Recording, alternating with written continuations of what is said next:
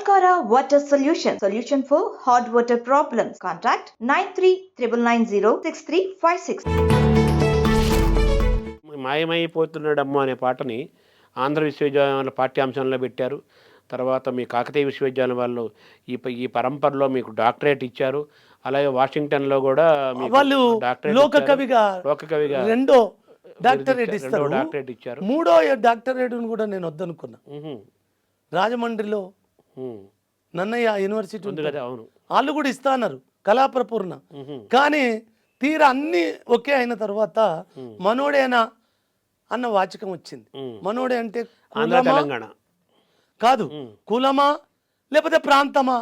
మనోడేనా? అయ్యా కులమైతే నాకు వద్దు తండ్రి, మనమైతే నా ప్రాంతం అయితే మీకు తక్కువ అనిపిస్తే నాకు కులం వద్దు, ప్రాంతం వద్దు, నాకు మీ డాక్టరేట్ వద్దు అని నేను దాన్ని వదులుకోవడం జరిగింది. ఇక ప్రకటించనియాలి, అక్కడ ఆగింది, నేనే వదులుకున్నదాన్ని. అదే తర్వాత మీకు పల్లె అంటే ఇష్టము. పల్లె నుంచే మీరు వచ్చారు, అడవిలో పెరిగారు, పల్లెల్లో తిరిగారు, ప్రకృతిలోనే మీరు మమేకమయ్యారు. ప్రకృతే మీకు ఎప్పుడు కూడా అమ్మఒడి, అదే కదా అమ్మఒడి, ప్రకృతి కదా. మీకు ఆ ప్రకృతితో మీకు సంబంధం ఏర్పడింది. ప్రకృతి మీకు ఏమి నేర్పింది, పల్లె మీకు ఏమి ఇచ్చింది? ప్రకృతి నేర్పింది ప్రపంచాన్ని నేర్చేలా చేసింది.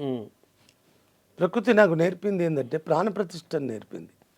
ప్రకృతి ప్రమాణం తప్పలే ఇప్పటికీ, మనిషి తప్ప. ప్రకృతిలో పుట్టిన ఏ ప్రాణి ప్రమాణాన్ని ఉల్లంఘన చేయలే. అన్నిటికి అధిపతి అయిన ఒక్క మనిషి అనే మృగం తప్ప వీని జన్మ అన్ని ఉల్లంఘనలే, అన్ని అబద్ధాలే. నిజంగా ప్రకృతిని ఈ రోజు వరకు చెట్టు చిగురు నుంచి పండు టాకు నుంచి ప్రాణకోటి ఏది ఉల్లంఘన చేయలే. మనిషి అనే ఒక్క జంతువు తప్ప, మనిషి అనే ఒక్క మహనీయుడు తప్ప, అన్ని జంతువుల సమాహారం, మనిషి అనే ఒక్క మహాత్ముడు తప్ప వీడే ఉల్లంఘన చేశాడు. నేను ప్రకృతి ధర్మాలలో పెరిగిన కావున ప్రకృతిని ప్రాణమెత్తుగా ప్రకటించుకున్న, ప్రాణమెత్తుగా ఆచరించిన కావున మాటంటే అందుకోసము హత్యలు చేస్తున్న నమ్మచ్చునేమో కానీ అబద్ధాలు ఆడేవాడిని నమ్మలేను నేను. అందుకోసం ఒకటే తండ్రి, మాటల్లోకి మడతరానంత కాలం ప్రతి మాట మంత్రంగానే పనిచేస్తుంది. మాటల్లోకి మడత రావడం మొదలైతే మహామంత్రాలు సైతం మాటలుగా చెల్లుబాటు, మామూలు మాటలైపోతాయి. అంతే, మాటలుగా చెల్లుబాటే కావు. ఆ రీతిగా మాట తప్పకుండా నిజంగా బుద్ధుడు నాకు తెలియక ముందే ఇక్కడ బుద్ధుని కోసం కూడా ఒక ఉచ్చారణ చెయ్యాలి. గోదలు కాచేటప్పుడు, పశువులు కాచేటప్పుడు 6వ ఏట నాకు యాదికుంది నాన్న, దేవదత్తుడి అంశ కథ కూడా నా బతుకును ఈ హింస దిక్కు రానియలే.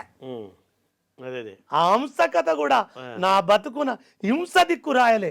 ఇంత ధిక్కారం ఉంటది కదా, ఒక ప్రాణిని చంపడం అనేది నా దేహం. అహింసో పరమో ధర్మ అంతే కదా. ఆ హంస జీవనమే ఈ హింసకు దూరం చేసింది నన్ను. ఆ హంస జీవనే ఈ పరమాంసల తత్వం నా దేహములో పాదుకుపోయి ఉన్నది.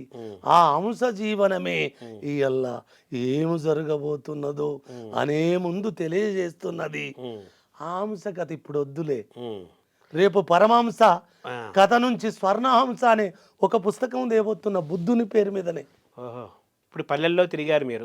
పల్లెలంటేనే పద్యాలు, యక్షగానాలు, ఇక్కడ మాత్రం భజనలు. ఒక్కటి చెప్తాను తండ్రి, రేపర్తి అన్ని కళలకు నిలయమై వర్ధిల్లింది. 365 రోజులు ఒక్క 3 నెలల వర్షకాలము తప్ప నేను వినని కథలు లేవు, నేను పాడని పాటలు లేవు, నేను చూడని నాటకాలు లేవు, నేను వినని హరికథలు లేవు. చిందు యక్షగానాలు, భాగవతాలు, సురభి నాటకాలు ఒక్కటా రెండా 365 రోజులలో 90 రోజులు వదిలెత్తే ప్రతి కథ నేను జీతగాని పాటలో ఇవన్నీ నిక్షిప్తం చేసిన. పల్లె నీకు వందనాలమ్మో ననుగన్న పల్లె తల్లి నీకు పాటగా వస్తేనే పల్లె నీకు వందనాలమ్మో ననుగన్న పల్లె తల్లి నీకు వందనాలమ్మో, నాకు మాట నేర్పి పాట నేర్పి బతుకు బాట చూపినందుకు పల్లె నీకు వందనాలమ్మో. ఇట్లా కృతజ్ఞత ప్రతిదీ నిక్షిప్తం చేసుకుంటూ వచ్చిన ఏది వృధా చేయాలి. యక్షగానంలో కూడా మీరు పాల్గొన్నారు కదా? పాల్గొన్నాను, ఏషమేలేదు కానీ యక్షగానాలు బాగా వచ్చు. ఆ రోజు పాడుకునే కదా. రాత్రి ఆట చూస్తే తెల్లరంగ పశువుల కాడ యక్షగానం ఆడేటోని నేను. అదే అవి వింటాము ఆడటము. ఇక్కడ కోలాటం చూస్తే ఈ నాతోటి ఆడేటోళ్ళు ఎవరో తెలుసా? ఉమ్, పొదలు, ఉమ్, ఆ బజుగు పొదలు, బజుగు చెట్లే నా కోలాటం దోస్తులు. ప్రకృతే మీకు దోస్తే. అంతే కదా, నేను మనుషుల తెరువు పోయేటోని. ఒకవేళ మనుషుల తెరువు పోతే నా జీవితంలో అత్యంత అవమానకరమైన పెద్ద గాయం ఉన్నది. మా నాన్న హరిశ్చంద్రుని కాటిసేను చూసినావు కదా, దానికి పరాకాష్ట మా నాన్న. వాడికి ఇల్లాలు వాడిని వదిలేసి వెళ్ళిపోతుంది, వానికి పుట్టిన బిడ్డ వెళ్ళిపోతుంది, వాని కొడుకు వాళ్ళతోటి వెళ్ళిపోతాడు, వాడు కూడా తుదకు నన్ను వదిలేసి వెళ్ళిపోతే ఆ రేవడితిలో తల్లి చచ్చిన కుక్క పిల్లని నేను, మృగాలు ధర్ముతున్న జింక పిల్లను, కుక్కలు ధర్ముతున్న కుందేలు పిల్ల నా బాల్యం. అందుకోసం చాలా కఠినాది కఠినమైన జీవితాన్ని అనుభవిస్తాను.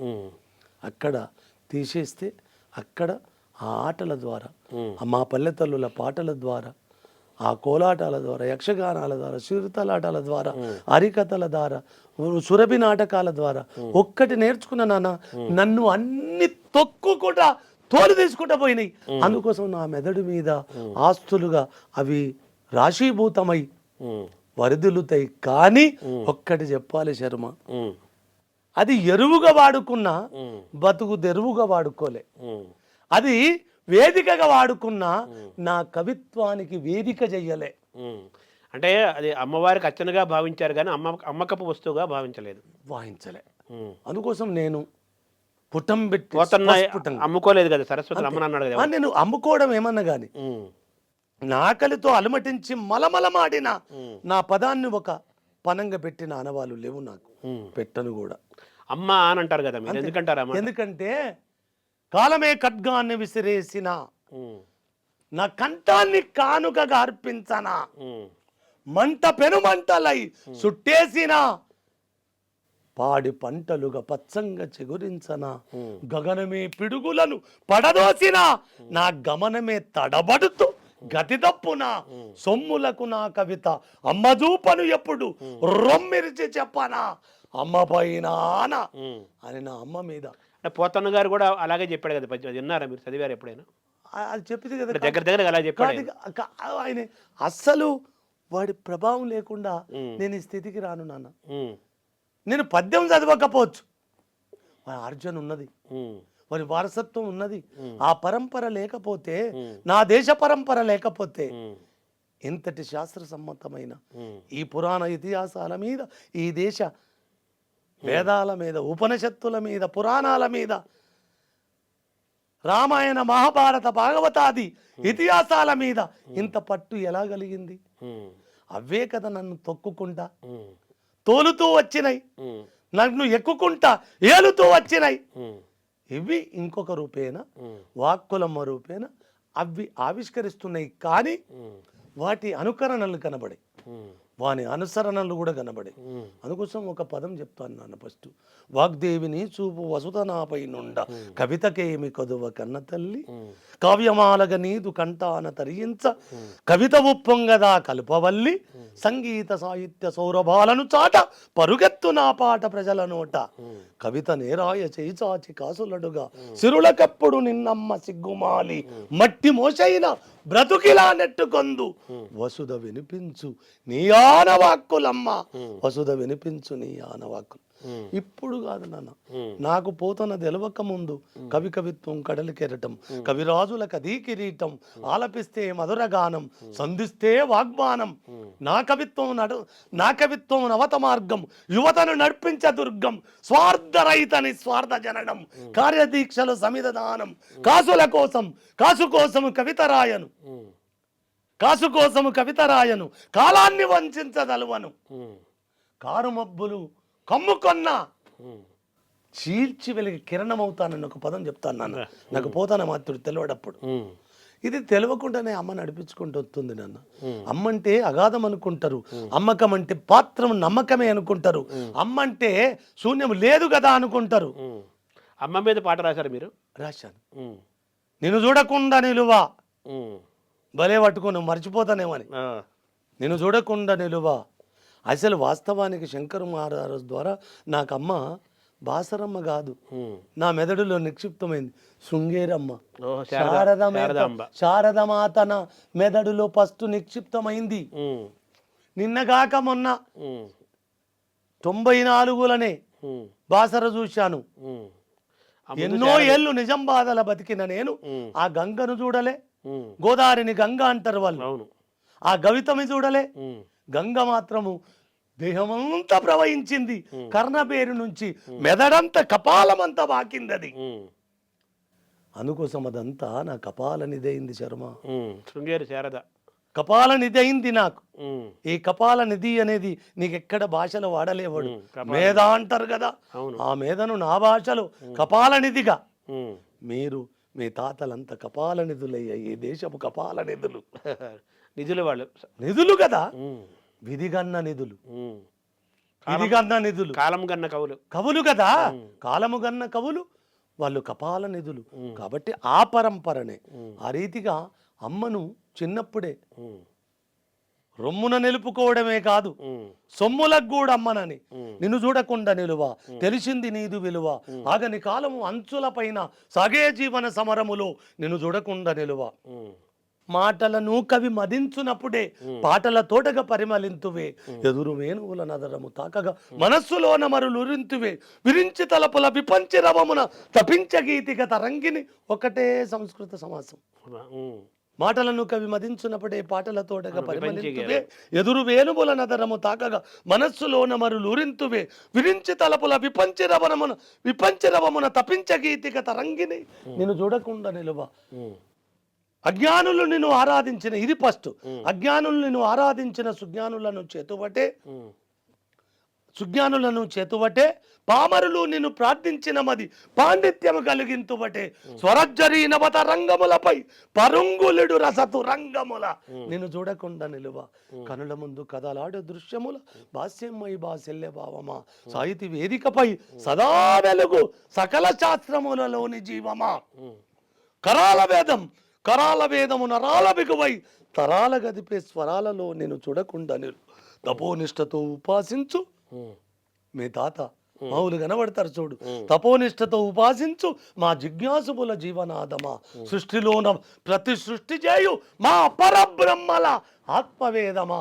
చెలించని వృద్ధి జ్వలింపగా నీ తలంపులో నే తరించినా నేను చూడకుండా నిలువ అని ఆరాధించుకున్న మా అమ్మను. తర్వాత మీలో తత్వాలు కూడా మిమ్మల్ని ప్రభావితం చేసాయి కదా? ఖచ్చితంగా, ఖచ్చితంగా. ఒక తత్వమా అంటే మీరు పాడుతున్నప్పుడు కూడా రాస్తున్నప్పుడు కూడా తత్వపు ధోరణి ఎక్కువ కనబడుతుంది, తాత్వికత. ఎందుకంటే భక్తిోద్యమ మహారాష్ట్ర పండరీపురం జ్ఞానదేవుణ్ణి స్మరించుకోవాలి. ఇక్కడ దున్నపేతు చేత ఋగ్వేదపు రుక్కులను బలికిచ్చిన వాడు కదా, పిచ్వాకుల పీచమనచడానికి ఆ జ్ఞానదేవుడు ఇక్కడ ఎంతమందికి తెలుసో నాకు తెలియదు. ఈరోజు కూడా మీకు ఒక మనవి చేస్తున్నాను. పండరిపురం తొలి ఏకాదశి నాడు వార్కరి అని ఒక జాతర జరుగుతుంది. ఆ వార్కరి అని ఒక కుంభమేళ జరుగుతుంది. లక్షల మంది చర్మ, 250 కిలోమీటర్లు. మీ కావ్యాలలో ఒక్కడు కూడా, మీ దళిత ప్యాంతస్ కూడా ఆ పరంపర నుంచి వచ్చిందిరా, ఆ భక్తి కవుల ధిక్కారం నుంచే వచ్చిందిరా. మీ దళిత ప్యాంతస్ కూడా గుర్తు చేస్తున్నా, 800 సంవత్సరాలుగా పండరిపురం టు అలంది టు తుకారాం సమాధి, 800 సంవత్సరాలుగా నో కులం, నో మతం, నో లింగ భేదాలు, ఒక్కటే. అక్కడ పుట్టినందుకు, ఈ నేల మట్టికి చిరునామై పుట్టినందుకు ఒక్కటే వాళ్ళు అర్హత. పాండురంగ విట్టల, పండరినాథ విట్టల, జై పాండురంగ ప్రభో విట్టల, విట్టల విట్టల విట్టల విట్టల. విట్టల అంటే విష్ణుమూర్తి. నల్లనయ్య సార్, అంతే. నేను విష్ణుమూర్తి దాకా పోను. అదే వీడు శూద్రుల దేవుడు నాన్న, విఠలమూర్తి. శూద్రుల దేవుడు నాను, సబ్బండ వర్ణాల దేవుడు. విష్ణువు బాగా కలిగిన వాళ్ళ దేవుడు కదా. నేను అక్కడ వైకుంఠపురానికి రాను. నా మట్టి మీది దేవుడు వీడు, నా మట్టి దేవుడు. ఇటుక పిల్లలేసి అలాగనే నిలబడమంటే ప్రజలకు, పామరులకు కట్టుబడ్డ దేవుడు. మిమ్మల్ని వెంటాడిన తత్వాలు ఏంటి సార్? నాకు చానున్నాయి నాన్న, ఒకటి రెండని కాదు, చాలా తత్వాలు ఉంటాయి. ఎవ్వున్న నా కవిత్వంలోకి వాటిని తీసుకురాను. విని ఆరాధన రూపేణ వదిలేసిందే తప్ప నా కవిత్వం నేనే పుస్తకం చదివి రాయను. మీకు అనిపించింది కనిపించింది అది వస్తుంది, ఆ వస్తువు అదే నిర్ధారణ చేస్తుంది. ఆ వస్తువుకు సమతూకమైన శబ్దజాలాన్ని కూడా. ఇప్పుడు కనుల ముందు కదలాడే దృశ్యముల భాస్యమై బాసిల్లే భావమా, సాహితీ వేదికపై సదా వెలుగు సకల శాస్త్రములలోని జీవమా, కరాల వేదము నరాల బిగువై తరాల గదిపే స్వరాలలో ఒకే సమాసం. ఇది చదువుకోనోడు చెప్తాడా? నాకు శ్రీశ్రీలు గెలవరు, అయినా వీళ్ళందరూ నాకు పెద్దగా పట్టలేదు. వాకులమ్మకు మీరు తెలుసు కాబట్టి దానికి నేను తెలుసు, అది నాకు తెలుసు కాబట్టి. ఒక్క దరిద్రం మాత్రం నన్ను పట్టలేదు తండ్రి, పాశ్చాత్య కవుల ప్రభావం నా మీద లేదు. అంతా మన భారతీయ అర్ధ సంప్రదాయ కవులే అందరూ కదా. ఎందుకంటున్నానంటే నాకు నా తెలుగు భాష తప్ప ఏ భాష నేర్చుకున్నా నా కవిత్వంలో సంకరము వచ్చి చేరుతుందని నేను తెలుగు భాషకి ఇచ్చినంత గౌరవం నేను ఏ భాషకి ఇవ్వలేదు. తర్వాత మీరు పాటలతో పాటు పద్యాలు కూడా రాస్తారు కదా. అసలు నా కవిత్వంలో ఫస్ట్ పద్యం, నా కవిత్వానికి మొదటి గురువు ఆయన పద్యాలు. తెలంగాణలో తెలుగు నేల మీద వేమనుంటే తెలంగాణలో కుమ్మరి సిద్ధప్ప అనే ఒక వరకవి ఉంటాడు, గుండెటిపల్లె కరీంనగర్ జిల్లాలో. గిడ శనిగరం చెరువని ఉంటుంది, కాకతీయుల నాటి కాలంది. అక్కడ ఒక గట్టు మీద వాళ్ళ ఇల్లు ఉంటుంది. ఆ తండ్రి మల్లారెడ్డి ఉన్నాడు కదా బాపు, 1900 దివిసీమ తుఫాన్ వచ్చినప్పుడు 1977లో మా బాపు మల్లారెడ్డి గారు నన్ను కుమ్మరి సిద్ధప్పను దర్శింపజేశాడు. అప్పుడు ఉన్నాడు ఆయన. కాలజ్ఞానం ఎక్కడొచ్చింది అనుకున్నావు? వాడు పెట్టిన భిక్షం, శంకర్ మహారాజు పెట్టిన భిక్షం. నాకు తెలిసే లక్షణం వీళ్ళిద్దరి నుంచే వచ్చింది. ఎందుకంటే అసలు ఇది ఎవరికి తెలియదు, ఇది నా ఆత్మకథలో రాసుకునేది. ఎందుకు పట్టుకున్నావో అందుకోసము ఏం చెప్పిందంటే, ఆయన ఒక మాట అంటున్నాను, ఎవరు రా పిల్లగాని ఇది అంటాడు. ఏం చేస్తావు అంటాడు. జీతగాని సార్ అన్న. జీతగాని గురువు గారు. జీతగాని ఎవరికి రా జీతం ఉన్నది?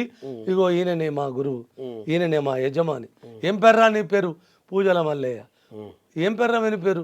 జక్కిరెడ్డి ఇంటి పేరు, పూజల మల్లయ్య ఒంటి పేరు, మల్లారెడ్డి పూర్తి పేరు.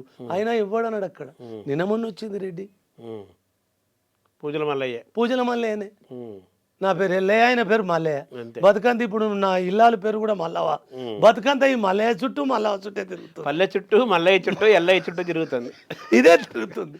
అలా ఆ నేపథ్యాలు వచ్చినాయి. సిద్ధప్ప వరకవి పద్యాన్ని బట్టి అక్షరాలు ఏంచి ఛందస్సును మొట్టమొదటి రాసిన పద్యము, నేను రాసిన కవిత్వంలో పద్యమే ఉంటుంది. ఆ పద్యం గుర్తుందా? శ్రీకరంబుగా నీకు చిన్నతనయుడ నేను చింతలెల్లని మనుపు కన్న తల్లి మక్తం. ఆ పంక్తితో ఉంటుంది. నేర్చుకున్నారా? నేర్చుకోవడం కాదు, అది ఏ మాత్రలు ఉంటే ఆ మాత్రలు చేస్తుంది. ఆ మాత్ర అవి ఏంచటోన్ని ఏంచి అప్పటికి యమాతార జమానస తెలియదు. ఈ 10వ తరగతి పిల్లలు వచ్చిన తర్వాత, ఇది 75 తర్వాత 80 ప్రాంతంలో ఛందస్సును కొద్దిల వంట పట్టించుకున్నాను. అయితే నాకు 70 నుంచి 85 దాకా నేను పద్యాన్ని రాశాను. 85 దాకా పద్యమే రాశాను. 10 ఏళ్ళు పద్యాలు రాశాను. 15 ఏళ్ళు రాశాను. పద్యం నుంచి పాటలకు ఎలా వచ్చారు? 91లో పాటకు వస్తాను. ఇదే పాట, నేను చూడకుండా నిలువ తెలిసింది నీదు. లలిత గీతాలు, దళిత గీతాలు కాదు సుమా, లలిత గీతాలు. దళితం కూడా గొప్పదే నాన్న, వీళ్ళకి అర్థం కాదు. కానీ సౌందర్య లహరిలో 100,000 సార్లు దళితే దళితే దళితే దళితే అనేది వస్తుంది. వీళ్ళేమో ఏదో చెప్తున్నారు, అందులో అర్థం వేల రేకులుగా వెలబూసిన కమలమని అందులో అర్థం చెప్తున్నారు. దళితము అంటే కమలదళం కదా, అదే అర్థం వాళ్ళు చెప్తారు, వీళ్ళేదో అర్థం చెప్తారు. ఆ కమలము కూడా వీళ్ళది కూడా అర్థం ఉన్నది. ఈ మంచు గమ్మినప్పుడు, మంచు చుట్టుముట్టినప్పుడు కమలము సూర్యుని కిరణాలు చోకవు కావున అది మూడ్చుకపోతుంది కదా, ఇట్లా విరిచిపోతుంది కదా, అనసపడుతుంది కదా. ఆ నేపథ్యమే తప్ప దళితం అంటే అరవింద దళాలే తప్ప నాకు ఇంకోటి కనవలేదు. శంకరుడు 800 ఏళ్ళ కింద దానికి దళితే దళితే దళితే అని 1,00,000 సార్లు అంటాడు ఆ పద్యం, 100 శ్లోకాలు. పుష్పాలు అవన్నీ కూడా పుష్పాలే కదా, వికసించే కుసుమాలు, కుసుమాలు కదా. మరి వీళ్ళు ఏదో అర్థం ముడుచుకుపోయేవి మూసుకుపోయేవి కాదు అవి. అది నేను ఏమంటా, ఆ మంచు కప్పినప్పుడు ముడుచుకుపోతాయి కదా. తర్వాత మీదంతా మౌఖిక సాహిత్యం కదా. అంతే కదా, మౌఖికము ఆ తర్వాత లిఖితం కూడా అయింది కదా నాన్న. ఈ మౌఖిక సాహిత్యంలో కొప్పరపుకోవలు ఆసుగా చెప్తారు, మరి అలాగే వేమన్న ఆసుగా అట్లనే పద్యాలు చెప్పిండు రాశాడు. కదా. వాళ్ళ అయ్యా మౌఖిక వారసత్వమే, తత్వ వారసత్వమే, ఆ సంతు వారసత్వమే, యక్షగాన పరంపరలే, అన్నిటికంటే అమ్మ బొడ్డుతాడు మా జానపద పరంపరనే. అందులో నాకు అది మూలమే కదా, అదే బొడ్డుతాడు కదా. సో ఈ నేపథ్యం నుంచి ఇంత పర్యటనము, ఇంత ప్రకృతి, ఇంత పచ్చదనం నుంచి, ఇంత ఆధ్యాత్మిక వాతావరణము, ఇక్కడ నుంచి సంప్రదాయం నుంచి సినిమాల్లోకి ఎలా వచ్చారు? సినిమా కంటే ఇంకా విప్లవాలు లేవా? దాన్ని ఎందుకు వదులుతావు? నా చుట్టూరు అదే కదా విప్లవాలు కన్నా. ఆ ప్రాంతం అంతా అదే కదా. ఖచ్చితంగా చెప్పాలి. ఇది చెప్పకపోతే నేను ఈ ఇంటర్వ్యూ వేస్ట్. నా దేహంలోకి ఉడుకెక్కిచ్చిన ఫస్ట్ ప్రథమ ఊరు, నాకు ప్రాథమికంగా ప్రాణప్రతిష్ఠ చేసింది రేబర్త్ అయితే, నా పక్కన నా ఊరికి వాకిలిగా తలదాపునున్న బైరాన్పల్లి, దానికి వీరానే కిరీటం పెట్టింది నేనే. ఓరుగల్లు గీతమన్న కదా. అవును. గలగల గలగల గజ్జల బండి గల్లు చూడు, ఓరు గల్లు చూడు, నాటి కాకతీయులేలినట్టు కిల్ల చూడు, నా జిల్ల చూడు, పాలకుర్తి సోమన్నను చూడు, అవును, బమ్మేరాపోతన్నను చూడు, సర్వాయి పాపన్న ఏలిన కిలాషాపురము కీర్తిని చూడు, నరిమెటాబత్ తన్నపేట చేరియాల మద్దూరు బాట, రజాకారులను తరిమి కొట్టిన వీరాబైరను పల్లెను చూడు, పెంబర్తి ఒక చిన్నూరంట, కలామ తల్లికి కన్నుల పంట, జాతికి విప్లవ వీరులగన్న జాగోరే జనగామను చూడు, సాయుధ తెలంగాణ పోరాటపు పోతుగడ్డలో పుట్టిన వాణ్ణి, పోరాటము తెలువకుండా నా డిఎన్ఏలో అది శక్తిపాతము ఈ ఊపిరిలో ఉవ్వెత్తున నా దేహమంతా కనుక్కున్న కదిపిన ఉడుకెక్కిచ్చిన ఊరు బైరాన్పల్లి. ఆ ఉద్యమ స్ఫూర్తి. మా నాన్న దాడీలు దాడీలు దాడీలు అనేది, ఈ దాడీల గల ఊరేంది అని చూస్తే మా ఊరికి పిడికడంతుంటది. రజాకారులను 4 సార్లు తరిమి కొట్టిన ఏకైక ఊరు. 5వసారికి రజాకారులు నిజాం సైను మోటార్ తీసుకొస్తే గాని ఆ ఊరును గెలిచే శక్తి లేకపోయింది రజాకారులకు. రజాకారుల పైజామును ఊడగొట్టారన్నారు కదా. అక్కడి నుంచే అరే నైజాముల పైజాము ఊడగొట్టింది బైరంపల్లె పాదిది, అరే నైజాము అని పైజాము ఊడగొట్టింది, రజాకారు మూకలను దిగంతాలకు తరిమి కొట్టింది, గడీలకు అగ్గి పెట్టింది, రచరికానికి గోరి కట్టింది. ఇదంతా బైరాన్పల్లెనే. రచరికానికి గోరి కట్టింది. తెలంగాణ అంటే పిడికడు మట్టార పెపిలి కాది గమ్మ పర్యంతం కంపరం పుట్టించే మందుపాతర మినుగు. ఇంతవరకే చెప్పిన అందరికీ. మినుగురు పురుగుల్లా అక్షరాలు మిరుమిట్లు గొలుపాలని, మిడతల దండులా భావాంకురములు మెదళ్లను చుట్టుముట్టాలని, సద్భావన సమరాంగణములో ఉద్భవించు అగ్నిదారల మత్స్యముల వలె పరుగులెత్తు నా అచ్చరములు, మత్స్యముల వలె పరుగులెత్తు నా అచ్చరములు. అంటే ఈ మందుపాత్ర అంటే వేరే శబ్దం అనిపిస్తుంది అందుకని. అందుకోసము మందుపాతర మట్టే ఇక్కడ మందుపాతర. మీరనుకున్న అమర్చిన బకెట్ల మందుపాతర కాదు, నా మట్టిని పరాచకమడితే అది మందుపాతరకు పేలుతుందని నిన్న కాలజ్ఞానం చెప్పిన కాలం కూడా చూసింది కదా కల్లారా. అవును, ఇది ఇప్పుడు చెప్పింది కాదు. మత్స్యములు అచ్చరములు అన్నారు కదా. మత్స్యములే నా అచ్చరములు. అట్లా ఒక్కటి ఉంటే ఉద్యమ స్ఫూర్తి మీకు ఎందుకు అక్కడ అది ఎలా కలిగింది అంటే వీరబైరంపల్లిని చూశాను కదా, దానితోటి సాయుధ పోరాటం చదువుకునేందుకు ఆస్కారం ఉంది కదా. సాయుధ పోరాటం రావాలంటే కమ్యూనిజాన్ని చదువుకోవాలి కదా, కమ్యూనిజాన్ని చదువుకోవాలంటే దాని లోతులకు పోవాలి కదా. నన్ను గన్న పోతుగడ్డనే కదా ఇంత, నేను పుట్టిన నేల మీదనే ఇదంతా జరిగింది. బైరంపల్లె నైజాము దాడినాడు. చాలా మంది చాలా రకాలుగా చెప్తున్నారు. లెక్క కందని సావులు జలియను వాళ్ళ బాగులో ఒక బావి ఉంటది, ఎంతమంది చనిపోయినరో ఎవడు లెక్క చెప్పలే. బైరాన్పల్లిలో కూడా సాదాబావులల్లా ఎందరు చనిపోయిండో ఒక్కడికి లెక్క అందదు, ఒక్కరికి లెక్క అందదు. ఆ ఊరు నేను ఉద్యమాలను చదువుకునే నేపథ్యం వచ్చింది. తదనంతరం కమ్యూనిస్టులు అయిపోతున్నారు అని తెలిసిన తర్వాత నక్సలిజం వచ్చింది కదా ఇక్కడికి. నక్సలిజము ఆ వాసన, ఆ వాడ, ఆ జాడ తెలియకుంటే ఎవడన్నా తెలంగాణలో బతికినరా? ఆ ప్రభావం కూడా తెలియకుండానే ఉంటుంది కదా. అరే తండ్రి, నన్ను అన్ని దొక్కుంటా పోయినాయి నాన్న, కానీ అంటే అటువైపు కమ్యూనిజం అదే ఎందుకు పోలేదు అంటే నక్సలిజం వైపు వెళ్ళకుండా నిజంగా పోవాలి.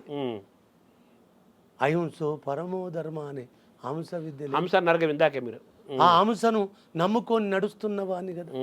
ఆ కుమ్మరి సిద్ధప్ప నుంచి ఆ హంసను తెచ్చుకున్న, ఆ వీరబ్రహ్మేంద్రు నుంచి ఆ హంసను తెచ్చుకున్న, నా భారతీయ పరంపర, నా ఋషి పరంపరల నుంచి అన్ని ముందే చెప్పే ఆ హంస పరంపరను, ఆ పరమహంసలను తెచ్చుకున్న, ఆ స్వర్ణహంసను కూడా తెచ్చుకున్నా కాబట్టి ఈ హింస వైపు నా తల ఒగ్గలేదు నాన్న.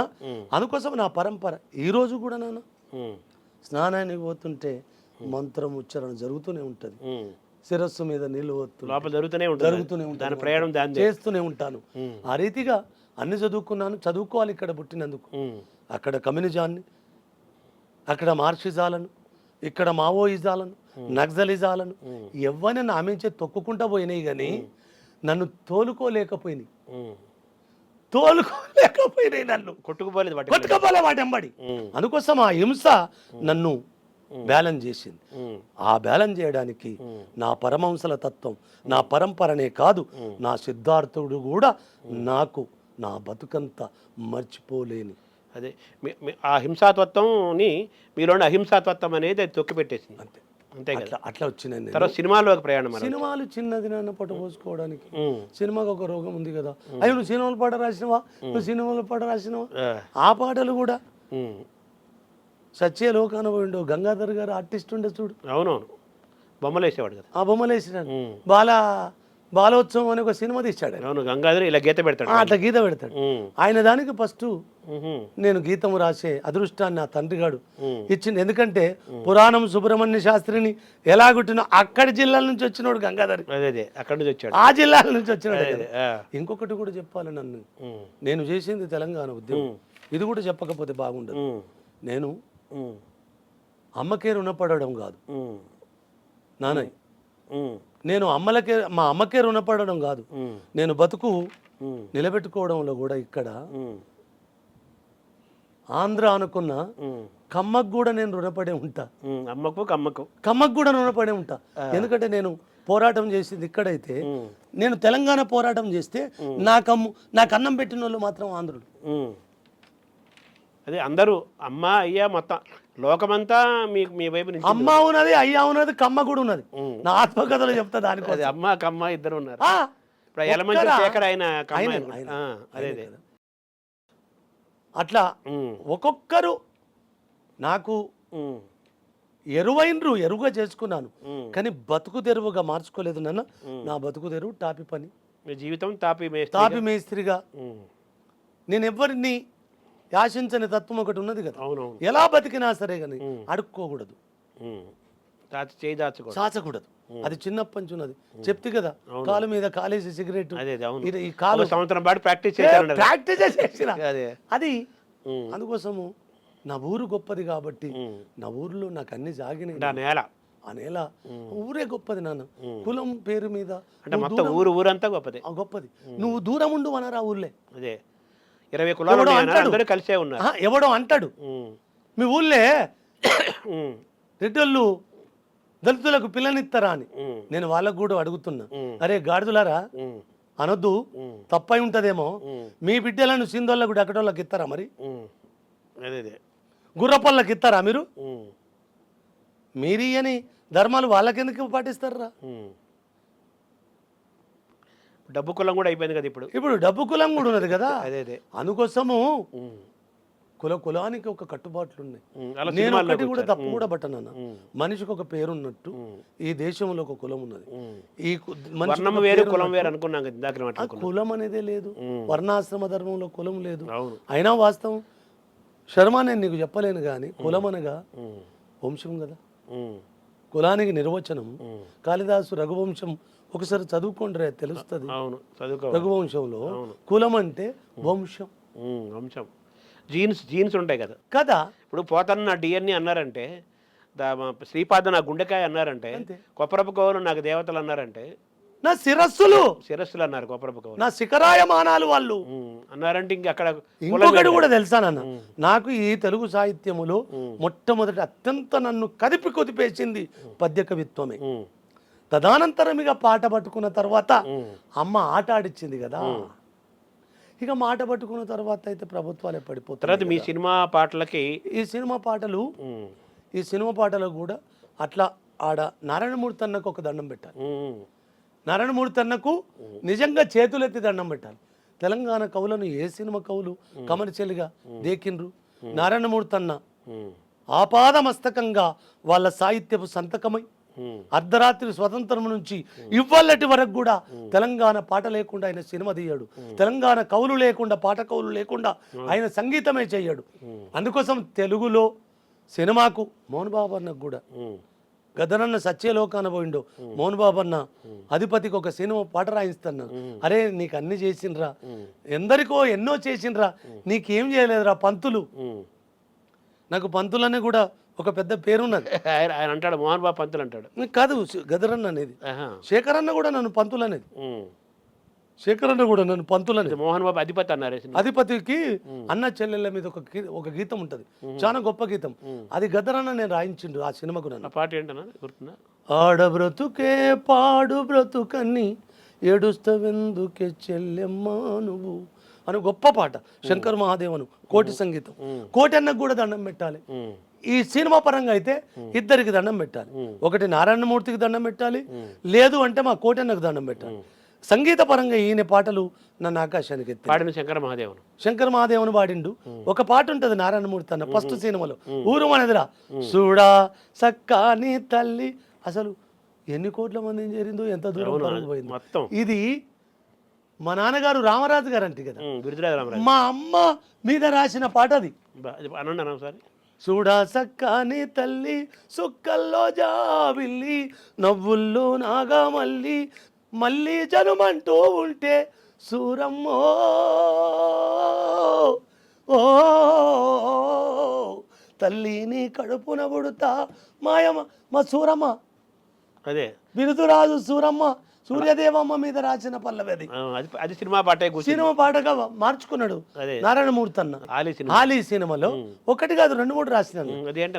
అది నాకు రాదు. వేము అని ఒక డైరెక్టర్ ఉంటారు, ఆ పిల్లగాడు. ఒకటి రావు గారు అని ఒక నిర్మాత ఉంటాడు. అవునవును, రావు గారు ఇట్లా గుండుతోటే ఉంటాడు ఆయన, చాలా బాగుంటాడు. ఈ కృష్ణ పటేల్ అని ఈ పిల్లలు వీళ్ళందరూ, వినయ్ బాబు అని కూడా ఒక పిల్లగాడు ఉంటాడు. అలా ఈ సినిమాలకు 1-2 కాదు, ఒక 21 సినిమాకు వరకు 3 నాకు అదృష్ట సంఖ్య అంటే కదా. 21 అంటే కూడా 3 కదా, 2+1 అట్లా 21 సినిమాలకు రాశాను. ఆ తర్వాత అవి కూడా నాకు అక్కడ ఇప్పుడు నారాయణమూర్తి అన్న సినిమాలో చీకటి సూర్యుల్లో కొమ్మజెక్కితే బొమ్మరా, అవును మాయమైపోతుండమ్మా, ఇవి సినిమాలకు రాసినవి కాదు సార్. నేను నా కవిత్వం కోసం రాసుకున్న గీతాలు సినిమాలకు ఆయనకు అనుకూలంగా మార్చుకొని పెట్టుకున్నాడు. సినిమాలు ఎందుకు నిర్మించుకున్నారంటే పెద్దగా రాయట్లేదు ఈ మధ్యకాలం. ఎందుకు సినిమాలకు ఎప్పుడు ఉద్యమకాలం వచ్చిన తర్వాత నేను గంగా సినిమాకు వన్ ఆఫ్ ద పార్ట్నర్ ఉన్నాయి. ఓహో, నిర్మాత కాదు, పార్ట్నర్ కూడా. అన్న ఏమంటాడంటే తెలుగు అంటే నా మార్కెట్ కావాలి కదరా, అయితే ఎంత ఏమైనా తెలంగాణ కావద్దు రావద్దు అనుకున్న వాళ్ళదల్లా ఆంధ్రులు ప్రధాన పాత్ర వహించారు కాబట్టి ఆ నేల మీద పుట్టినోడు శేఖర్ అన్న నన్ను ఎంత ప్రేమించినా తెలంగాణ ఉద్యమానికి వచ్చినప్పుడు కొద్దిలంతా ఎడముఖం పెడముఖంగానే ఉండేవాడు. ఎందుకంటే నువ్వు అందరి వాడిగా వర్ధిల్లాలిరా, నువ్వు కొందరి వాడిగా వర్ధిల్లాలి. అందుకోసం రాధాకృష్ణ ఓపెన్ విత్ ఆర్కేలో ఒక మాట అంటాడు, ఇంత విశాలత్వం ఉన్న నీకు, ఇంత ప్రాంతీయ భేదం లేకుండా నీకు, ఇంత వర్ణ వైషమ్యాలు కలగని నీకు ఈ ప్రాంతీయ తత్వం ఎందుకు అలవడ్డదంటే, సార్ నాకు ప్రాంతీయ తత్వం అలవడలే, నన్ను అన్నది తెలంగాణ మట్టి కదా సార్, పక్షిగూడు పిడికడే ఉంటుంది సార్, ఆకలి తీర్చుకోవడానికి గగనాంతర సీమల్లోకి పక్షి రెక్కలు విరిసి దిగంతాలకు పోయి ఆకలి తీర్చుకొని వచ్చి సాయంత్రం తన పిడికెడు గూడు కోసమే వచ్చి పొదుగుతుంది కదా. అలాగనే నేను ఎంత విస్తారమైన జననీ జన్మభూమించ స్వర్గాదపి గరియసి అన్న పోతన అది వాల్మీకి సూక్తిని గనక నేను ఆచరణ పెట్టుకుంటే నన్ను గన్న నేల తెలంగాణ మట్టే తప్ప నా గూడు నా గుండె నా గుడి కూడా తెలంగాణ మట్టే కదా, దానికి నేను ఖచ్చితంగా కృతజ్ఞత చెప్పాలి.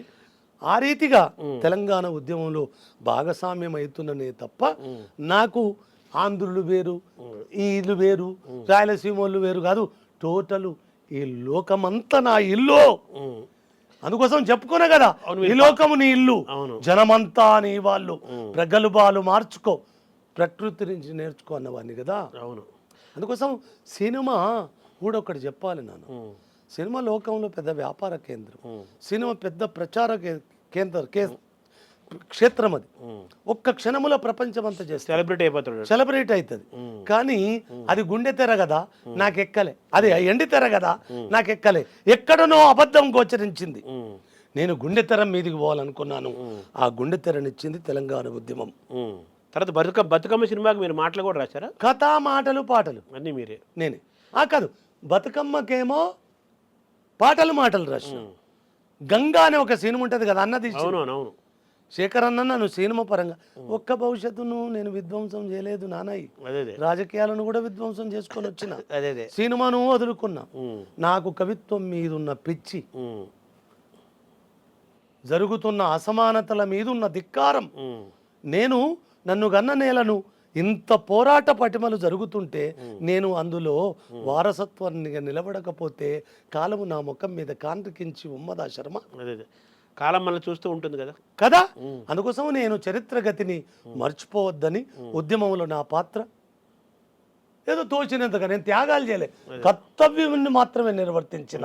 నా అమ్మను చెరబడితే పాట సాయం చేశారు కాదు, నా అమ్మ కోసం, నా అమ్మ విముక్తి కోసం నా అమ్మను చెరబట్టకపోతే ఎవ్వడి పదమైనా నాకు ఇరుముడే. నా అమ్మను చెరబడితే ఇక నేను అది ప్రూఫ్ చేసి చూపెట్టిన అవతల పోను. ఇప్పుడు గంగ సినిమాకి మీకు నంది పురస్కారం. గంగ సినిమా నిజామాబాద్ అన్న కదా, నిజామాబాద్లో బతికిన కాలం ఒక్కటి ఉంటుంది నాకు. ఆ నిజామాబాద్లో జోగిని వ్యవస్థ అత్యంత భయంకరంగా ఉంటుంది, అత్యంత నికృష్టతగా ఉంటుంది, నిలువుల తగలబెట్టుకునే అంత అవమానకరంగా ఉంటుంది. ఆ అమ్మలను నేను పనిచేస్తూ వాళ్ళను చదువుకొని వాళ్ళ జీవితాలను ఒక గేయంగా రాసుకున్నాను నేను. ఓ గేయ కవితల నుంచి అన్న చూసిన తర్వాత ఇది ఎవరు రాసిండ్రు అంటే నేనే రాసిందన్న అంటే దీన్ని కథగా మలుస్తావురా, సినిమా తెద్దాం అని శేఖర్ అన్న ఆ గేయాన్ని కథగా మలిసి ఆ గేయాన్ని కథగా చేసి నాతోటి చేయించి ఆ కథ నేను ఏమున్నది ఉన్న జీవితమే కదా, విన్న జీవితమే కదా, కన్న జీవితమే కదా, తనువెల్ల అనుభవించిన జీవితమే కదా. పోతున్న విన్నంత కన్నంత అంటాడు, అంతనే కదా, విన్నది కన్నదే కదా బతుకంతా. అదే జీవితాన్ని ఆ రోజు నేను అనుభవించిన నరకాన్ని అందులో కథానాయకుడు ఎవడో కాదు, ఆ గంగలో హీరో అందశ్రీగాడే. ఇది ఎవరు తెలియదు. నన్ను ఒక అమ్మాయి వచ్చి ఎంబడి పడుతుంది జోగిని పోషమ్మని ఆ అమరాదులు. నాకు 2 విరుద్ధాలు. అక్కడనే గురువు వచ్చిండు, అక్కడనే ఉపనయనాలు, అక్కడనే జోగుస్తిరి, నా ఎంబడి పడ. ఇవన్నీ తట్టుకోవడానికి ఈ వైరాగ్యాల మధ్య నడుస్తుంటుంది. ఆ వైరాగ్యాల మధ్యన నేను నిజామాబాద్ను స్కైలాబ్ పడ్డ తర్వాత 89లో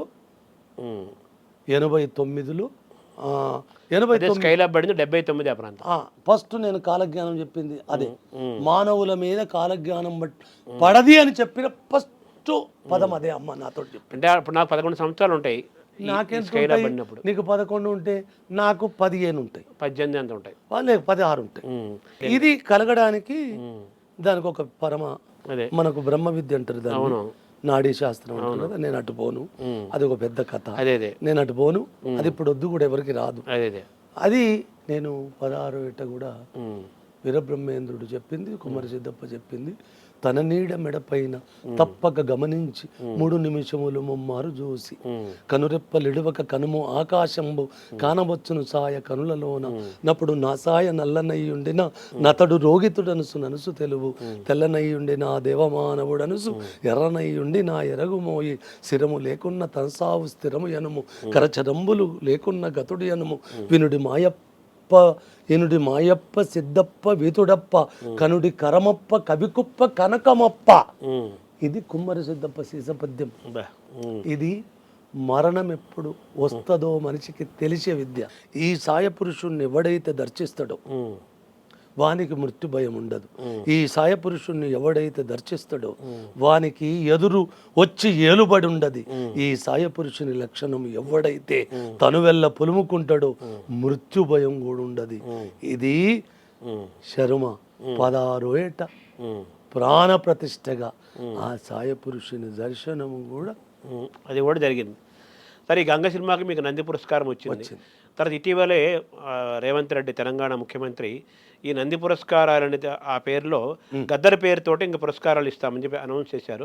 దాని మీద పెద్ద చర్చలు జరుగుతున్నాయి కదా, దీన్ని మీరు ఎలా చూస్తున్నారు? ఒక్కటి మాత్రము, ఇది అందరికీ గద్దరన్న పేరు మీద, గద్దర్ అంటే నాకు ఒక పదం కూడా చెప్పాలన్న గద్దరు కోసం ఇన్ని చెప్పిన నేను గద్దరన్న కోసము మా బాపు శుద్ధాల హనుమంతు కోసం కూడా చెప్పకపోతే దాశరథి అవార్డు తీసుకున్నారు మీరు, అవన్నీ ఉన్నాయి. వీళ్ళందరూ ఏది చెప్పకున్నా నా బాల్యాన్ని నా భయాన్ని పోగొట్టిన వాళ్ళు వీళ్ళిద్దరు. నా బాల్యం నుంచి భయం, నేను నక్సలిజం చదువుకోవడానికి నక్సలైట్లకు కలవలేదు సుమా, తెలుసుకోవటం ఏంటని ఆ చదువుకోవడానికి ఆస్కారం ఇచ్చిన వాళ్ళు వీళ్ళిద్దరే.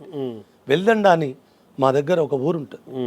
చికాగోలో పోరాటము పతనా దశావతార తర్వాత ఓరుగల్లుకిటు ఆ పోరుగాలి సోకిన తర్వాత ఇక్కడ మా ఊళ్ళకు ఊళ్ళు అంతా రాడికలిజం పీడిఎస్ యుగం అయిపోతుంది. అందులో పశువుల కాపరిని నేను మెనూరు చేట అంటే కదా ఎమర్జెన్సీ కాలం, దానికి ముందే ఎల్దండల వంగన్నమారెడ్డి ఒక మరణం ఉంటుంది, భయానకమైన మరణం. అప్పుడే ఇందిరాగాంధీ ఎమర్జెన్సీ ప్రకటించింది. బిక్కు అనుకుంటున్నాం, ఊళ్ళలో బతుకుతున్నాం మేము.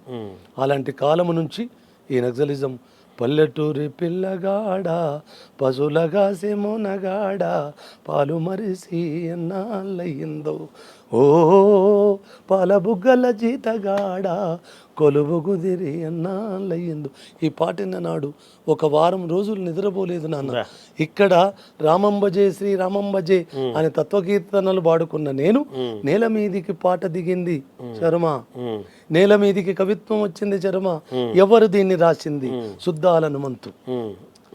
అరే వీడు కాలజ్ఞానం ఉన్నట్టున్నాడు కదా, అంటే నన్ను కనబోతున్నాడు, నేను వినబోతున్నా కాబట్టి నన్ను ముందే జీతగానిగా కానీ ఈ లోకానికి సమర్పించుకున్నా. నన్ను కన్న వాళ్ళు ఎవరో తెలియదు, పాట పరంగా మాత్రం శుద్ధాల హనుమంతు నా అయ్యగా చెప్పాలి. నా తోబుట్టు ఏలు చిటికన వేలిచ్చి నడిపించిన వాడు లేడు కదా, పాటల బండి మీద పరిగెత్తడానికి, పాటల బండి కట్టి పరిగెత్తడానికి. దుక్కి దున్ని బొక్కలిరిగరా మాయన్న ఓ జీతగాడ పొక్కలిరిగరా ఒరే ఓరము చెక్కి ఒరిగిపోతివో మాయన్న ఓ జీతగాడ తరిగిపోతివా.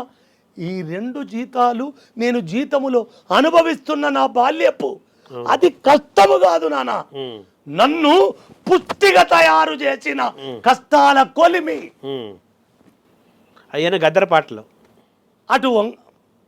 అటు ఏం పిల్లడో వెళ్దాం వస్తావా, అటు వంగపండు, ఇక్కడ హనుమంతు బాపు, ఇక్కడ గద్దరన్నలు, మా అమ్మలు, మా బైరాన్పల్లె, మా జనగామ, మా వీర బాణం పోతుగడ్డ, సాయుధ తెలంగాణ ఒక్కటా నన్ను దొక్కుకుంటూ పోయింది. అదే గద్దరికి నంది పేరు మీద పురస్కారం ఇక్కడికే వస్తున్నా.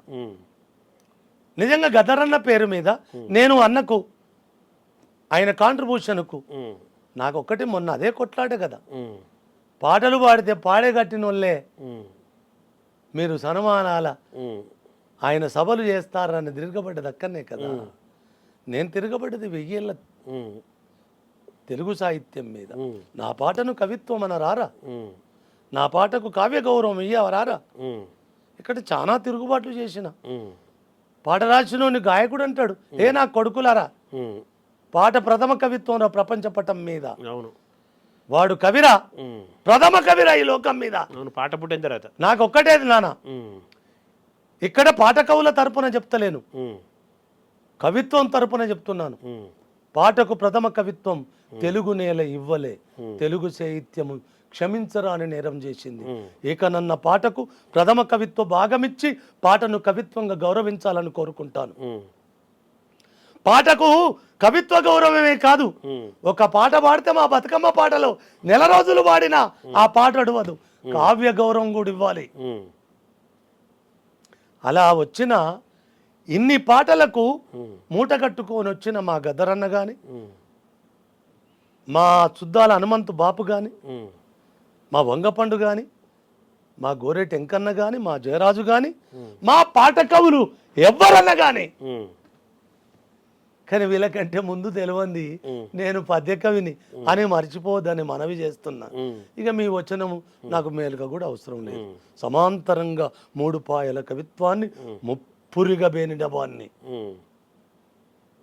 అరే కాలము గన్న కవిని. అయితే నేను ఇక్కడ ఒక ప్రశ్న కూడా ఏదలుచుకున్నాను. హరసం అభ్యుదయ రచయితల సంఘం, విరసం విప్లవ రచయితల సంఘం, మరసం మంజీర రచయితల సంఘం, సరసము శృంగార రచయితల సంఘం, దళిత కవిత రచయితల వేదిక సంఘం, శ్రీవాద రచయితల సంఘం, తెరవే తెలంగాణ రచయితల సంఘం, దిక్కుమాలిన రచయితల సంఘం, ఏదన్నా దివిటీలు పట్టిన కవుల సంఘం, రచయితల సంఘం అంటున్నారు కదా. మరి మీ బొడ్డుతాడు పేరే రచయితలని ఉన్నది కదా, మీరేమో కవులుగా చలామణవుతారు. వేదిక నుంచి మీకు గుర్తు చేస్తున్నా, ఇది చిన్నపాటి హెచ్చరిక కూడా, వినమ్రత కూడా, విన్నపం కూడా ఇది కవిలోకానికి. నా కవిలోకం ఎప్పుడు నా పాటను కవిత్వమే అన్నది నా కవుల లోకమే. నేను ఒక్కటే చెప్తాను సారు, తాను విత్తనం అవుతున్న కాలం, వేలానికే 100 ఏళ్ళారా అమ్మకానికి పెట్టినారా, నా అమ్మను అమ్మకానికి పెడతారా అక్కడ. అందుకోసం కవి అనగా పొద్దు పొడుపు, పొద్దుతిరుగుడు పువ్వులు కవులు. కాలము గన్న కవి పాటను కవిత్వమే అంటాడు, పాట రాసినోన్ని కవే అంటాడు. పొద్దుతిరుగుడు పువ్వులు కవిని గాయకుడు అంటారు, ఇంకేదో పేర్లు పెడతారు. పాటను కవిత్వం అనకపోతే మీరు పొద్దుతిరుగుడు కవిత్వం అన్నారు కదా, పదమ కవిత్వమే. సో ఆ పాటకు పట్టం కట్టేటట్టుగా ఆ నేపథ్యం నుంచి వచ్చిన గద్దరుకు అది మీరు ఏకీభవిస్తున్నారా? మీ వ్యాఖ్య ఏంటంటే నేను ఒకటి చెప్తున్నాను సార్, గద్దరు పేరు మీద మాకు కొత్తగా వచ్చిన మా గవర్నమెంట్కు ప్రేమ ఉండడం వల్ల నంది అనేది తెలుగు భాషలో అత్యంత శిఖరామయమైన నామవాచకం. నేను దాన్ని వైదొలిగొద్దు అంట, నేను నందిని మార్చొద్దు అంటాను. నంది ఉండాలి, ఆ నంది వడ్లు అదే పేరు మీద ఇయ్యాలి. తన నందిని గంగిరెద్దును చెయ్యొద్దు మీరు. ఇది విన్నపము నాకు. నందిని నందిగా ఉంచి దాని కూడా గౌరవాన్ని కాపాడాలి. కాపాడుతూ మీరు ఏం చేయాలంటే గద్దర్ని ఎలా సమన్వయం చేయాలి చెప్తా. జ్ఞానపీఠం అని ఒక భారతదేశం ఇస్తుంది కదా, అవును, పెద్ద పెద్ద పురస్కారం, అది పెద్ద పురస్కారం కదా. జ్ఞానపీఠము సిగ్గుపడే స్థాయిలో జ్ఞానపీఠముకొచ్చిన ఏ కవులకు జ్ఞానపీఠ అవార్డు ఇస్తారో నిజంగా తెలంగాణ నేలకే కాదు, గద్దరి పేరు మీద యావత్తు భారతదేశ కవులకు కళాకారులకు ఇచ్చే అంతటి గొప్ప గౌరవవాచకమైన ఒక అవార్డును ప్రకటించండి. 1,116,000 కట్నమిచ్చి కవులను ఉద్ధరిస్తున్నట్టు కాదు మీరు. నిజంగా గద్దరు అవార్డు తీసుకున్నోడికి బతికినంత కాలం బుచ్చమడుక్కునే స్థాయి రానంత ధీరాదత్తమైన అవార్డు ఇవ్వండి ఆయన పేరు మీద. అది కదా సముచితమైన గౌరవం.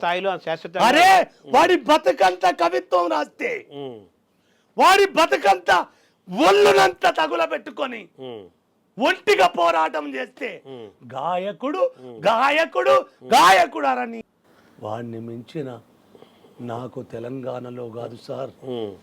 ఒకానొక రోజు నిన్న 30 ఏళ్లకు చదువుకోలే సార్ ఒక కావ్యాన్ని, ఇప్పుడు చెప్తున్నా.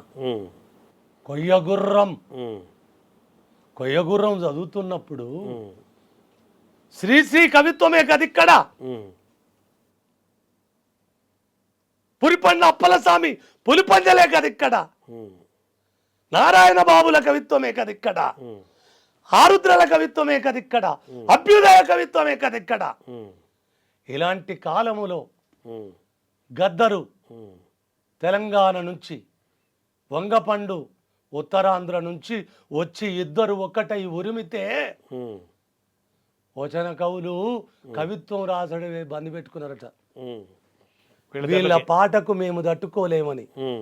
అది వాళ్ళు ఎంత చేసిండ్రో నాకు తెలియదు కానీ నిన్న నా ధూమ్ధాములో నేను చేసిన దుందుబుల మోత కూడా అదే.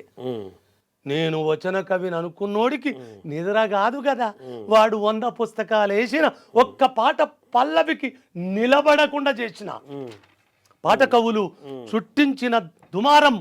నాకు తెలిసి కేసీఆర్ రాజకీయ ప్రయోజనం, కేసీఆర్కు రాజకీయ వారసత్వ పరంపర లెక్కలు. కానీ అందుకోసం ఒక్కటే చెప్పలేదు కదా, ఒక్కడు లెక్కలేసుకుంటే వచ్చేదేనా తెలంగాణ. కనుదెరిచిన పశుకోన మొదలు కాటికి కాళ్ళు జాపిన ముసలి వరకు అందరం ఒక్కటైతే కదా వచ్చింది తెలంగాణం. తెలంగాణం అంటే ఏ ఒక్కడిదో కాదు, అందరిది తెలంగాణ.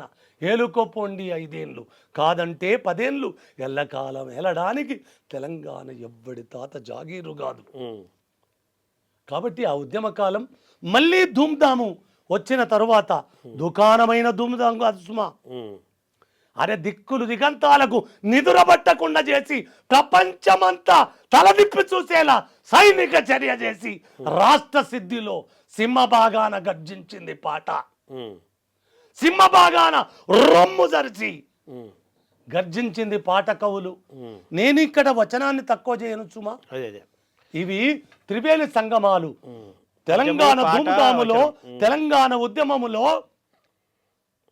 మాట యుద్ధానికి సై అన్నది, పాట ఉద్యమాన్ని కాదు ఉద్యమమై ఉరుములు ఉరిమి నడిపించింది.